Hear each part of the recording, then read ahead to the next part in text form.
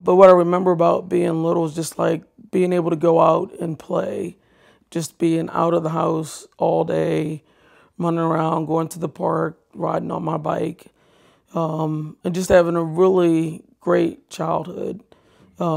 Just carefree, pretty happy. And then being in second grade and then being raped in the second grade.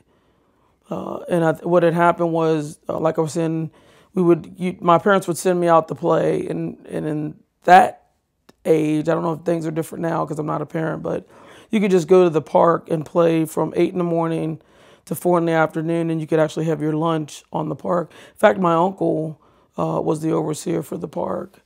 So I was at the park, and there were two guys. Well, actually, they weren't guys; they were kids. I was in second grade, so I was 7, and they were about 15 or 16. And they asked me if I wanted to see a snake.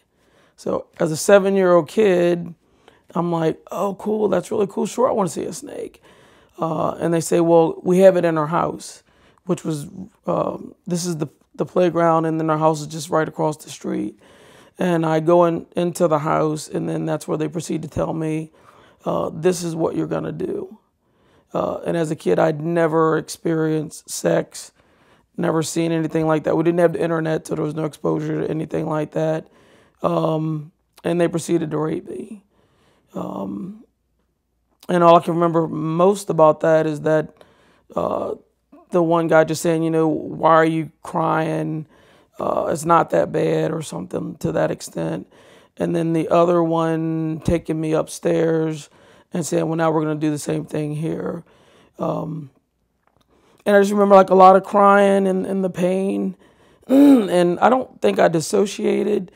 But I guess at some point I was just so scared that I just stopped making noise. And I later found out, weirdly, that the lady next door could hear me screaming.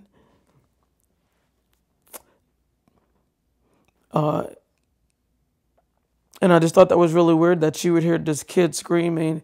And she said that we thought they were just playing with you. And I'm thinking, kids don't scream like that if someone's just playing with them. So when they finished what they were doing, I was going home, and I ran into a family, the Loves. How could you forget their name? The Loves, or Lovers. And they asked me what was wrong, and I told them. And I remember the oldest daughter, I believe, saying something like, they just packed you in, or something like that. And they kept me there for, I don't know how much time, but it felt like an hour or so, and just said, calm down, calm down. But they didn't do anything.